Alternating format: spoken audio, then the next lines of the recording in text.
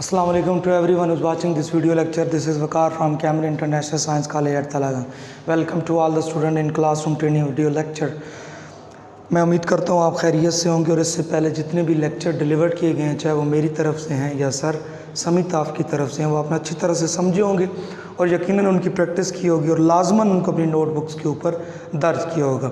Dear student, जो पिछले lecture थे उनके अंदर हम टेंसेस के ऊपर बात कर रहे थे, तो आपने राउंड अबाउट 6 के करीब जो टेंसेस हैं वो आपने कवर कर लिए हैं। वो हैं आपके एक्टिव के हिसाब से, यानी present indefinite एक्टिवाइज, past indefinite, future indefinite. तो वो सारे के सारे किससे रिलेटेड थे?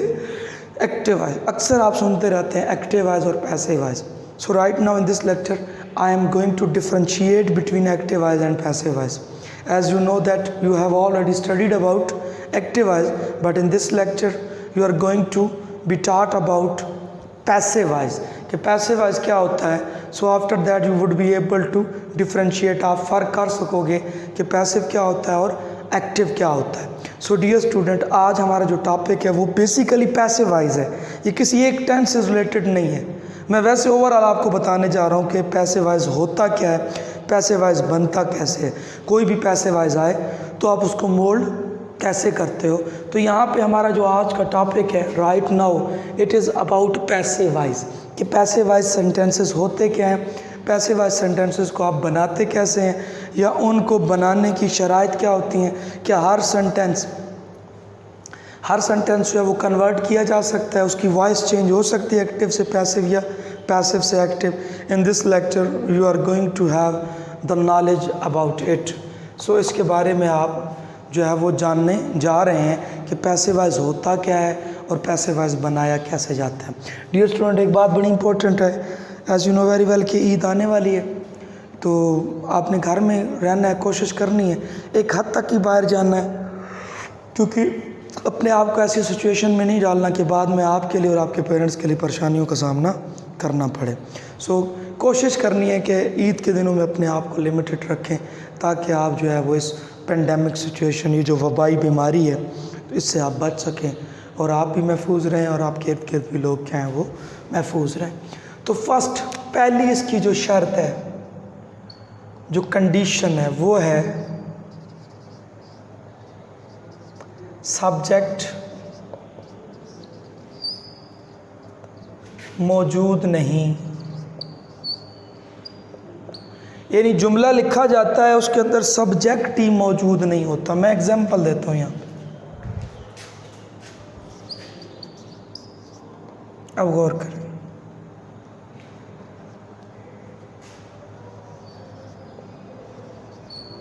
खत लिखा जाता है, इसमें काम क्या हो रहा है? लिखना. हु इज़ राइटिंग, कौन लिख रहा है?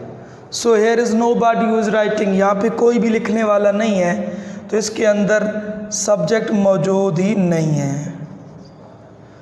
तो ये क्या बन गया? पैसिवाइज.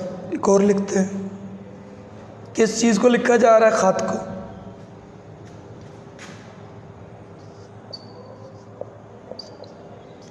परिंदे खरीदे जाते हैं.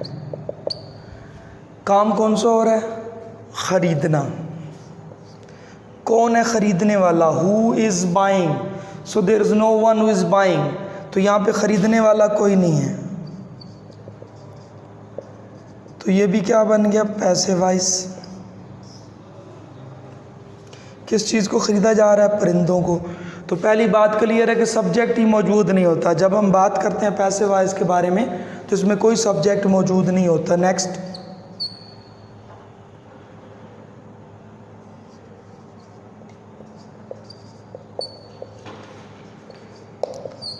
लीमू नचोड़ा जाता है.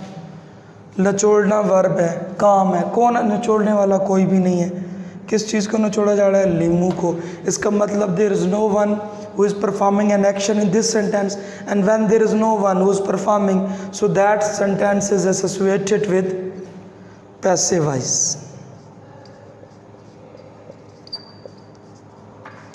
तो ये भी किसका बन गया? पैसिवाइज. तो पहली जो हमारी टर्म एंड कंडीशन है वो क्लियर हो गई कि जब किसी जुमले में सब्जेक्ट नहीं होता तो वो किससे रिलेट किया जाता है। सो डियर स्टूडेंट, उसको रिलेट किया जाता है पैसिव वॉइस के साथ। तो सबसे पहली जो हमारी कंडीशन है, जो शर्त है, अगर किसी भी जुमले में, I am not talking about a specific tense, कोई हम टेंस की बात नहीं कर रहे, कोई भी सेंटेंस है, अगर उसके अंदर सब्जेक्ट नहीं है तो वो क्या कहलाता है, वो पैसिव कहलाता है। उसकी शर्त ये है कि उसके अंदर सब्जेक्ट मौजूद ना हो। दूसरी, यह सब्जेक्ट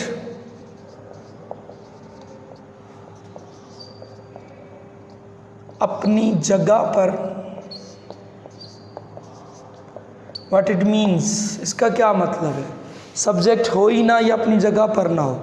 यानी आपने पढ़ा था एक्टिव वॉइस के अंदर एक सीक्वेंस था SVO, पहले हम सब्जेक्ट लिखते, फिर वर्ब और फिर ऑब्जेक्ट। उर्दू हो या इंग्लिश हो, subject always leads on front, हमेशा पहले आता है। लेकिन यहाँ इस केस के अंदर जो सब्जेक्ट है वो स्टार्ट पे नहीं आएगा, वो आगे पीछे हो जाएगा। तो जब भी ऐसी सिचुएशन आ जाए तो वो जुमला भी किससे रिलेट करता है, वो जुमला भी आपका पैसिव वॉइस से रिलेट करता है। तो यहाँ पे मैं एग्जांपल्स लेता हूँ।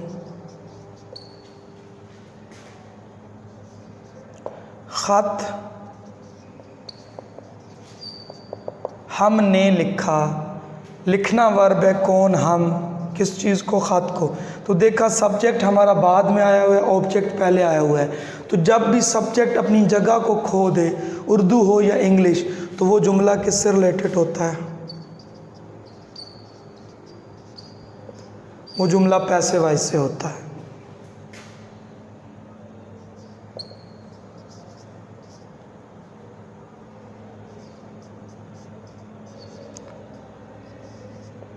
गाड़ी उन्होंने खरीदी, यहाँ पे काम क्या है, ख़रीदना। कौन है, उन्होंने, किस चीज़ को, गाड़ी को। तो फिर देखें कि सब्जेक्ट अपनी जगह पर मौजूद नहीं है, यानी सब्जेक्ट ने अपनी जगह को चेंज कर दिया। तो जब भी सब्जेक्ट अपनी जगह को चेंज करता है तो वो जुमला किसका होता है, वो पैसिव का होता है, बशर्त ये कि उसके अंदर वर्ब का होना ज़रूरी है।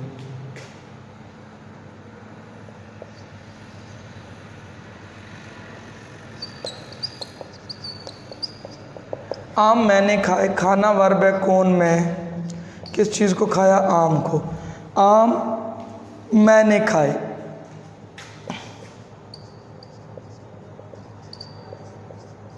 तो ये भी पैसिव वॉइस है। क्यों, यहाँ पे भी सब्जेक्ट अपनी जगह पर मौजूद नहीं है। तो ये देखें डियर स्टूडेंट, दो तरीके हैं। जब ये हो जाए कंप्लीट तो वो जुमला क्या कहलाता है, वो पैसिव का कहलाता है, कि सब्जेक्ट मौजूद ना हो या सब्जेक्ट अपनी जगह पर ना हो। इन तीनों सेंटेंसेस के अंदर subject is missing its place, ये अपनी जगह को छोड़ रहा है, क्योंकि SVO सब्जेक्ट उर्दू हो या इंग्लिश हो पहले आता है, लेकिन यहाँ पे पहले नहीं आ रहा। इसका एक स्क्रीनशॉट ले लें।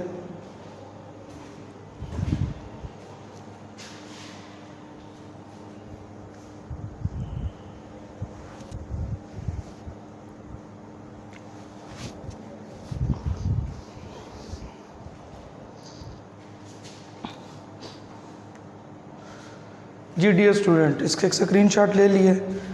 अब हम इसको मज़ीद आगे बढ़ाते हैं कि इसको बनाया कैसे जाता है। How can you construct the sentences which are related to passive voice. तो डियर स्टूडेंट, ये चीज़ पक्की आपने याद रख लेनी है। For every passive voice, if these two conditions are fulfilled, अगर ये मुकम्मल हो रही हैं, object plus third form of a verb, object plus third form of a verb, यानी फेल की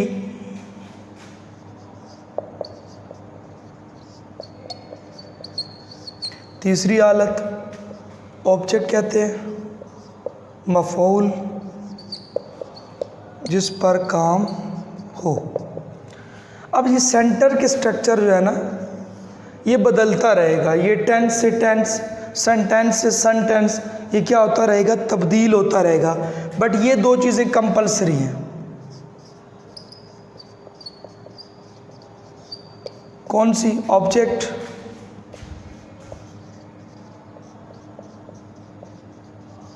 और दूसरा क्या है, फेल की तीसरी हालत। यानी you must have follow this structure कि हमेशा आप ऑब्जेक्ट पहले लिखोगे और थर्ड फॉर्म ऑफ वर्ब लगाओगे। ये कंफर्म है, इसके अंदर कोई तब्दीली नहीं होगी। तो ये आपका तरीकाकार है पैसे बनाने का। कोई भी आप पैसे बना रहे हैं, थर्ड फॉर्म मतलब क्या है, गो, वेंट, गॉन। तो आप कौन सी फॉर्म इस्तेमाल करोगे, यहाँ पे गॉन इस्तेमाल करोगे। जैसे प्रेजेंट, प्रेजेंटेड, हालांकि दोनों फॉर्म प्रेजेंटेड है लेकिन आप थर्ड वाली कर रहे हो। ये भी प्रेजेंटेड है, ये भी प्रेजेंटेड है, but you are bound to use third form according to the condition of or rules of passive voice. So ये बात क्लियर हो गई आपको कि जब भी आप पैसिव वॉइस की तरफ जाओगे तो हमेशा object third form of verb का आप इस्तेमाल करोगे और ये इसके लिए कंपलसरी हैं। और पैसिव वॉइस को जानने की जो दो शराइत हैं वो क्या है कि आप सबसे पहले देखोगे इस जुमले के अंदर सब्जेक्ट है यानी उसका तरीकाकार क्या है, वर्ब ढूंढे उसके साथ कौन लगाएं तो जवाब मिल जाएगा। अगर है तो ठीक है, फिर ये भी देखना है तो क्या वो अपनी जगह पे है या नहीं है। अगर नहीं है तो वो हो गया पैसिव वॉइस, यानी सब्जेक्ट है ही नहीं, कौन लगाया, ख़त लिखा जाता है, कौन है लिखने वाला, कोई नहीं है, पैसिव वॉइस। फिर देखा कौन लगाया है, लेकिन subject always leads on front, लेकिन वो फ्रंट पे नहीं है, पहले नहीं आ रहा, वो कहीं बीच में आ रहा है या आखिर पे आ रहा है, तो वो जुमला किससे होगा, पैसिव वॉइस से रिलेटेड होगा। अपना ख्याल रखना है, अपने घर वालों का ख्याल रखना है, इस लेक्चर को मिस नहीं करना, स्किप नहीं करना, पूरा लेक्चर देखना है। शुक्रिया।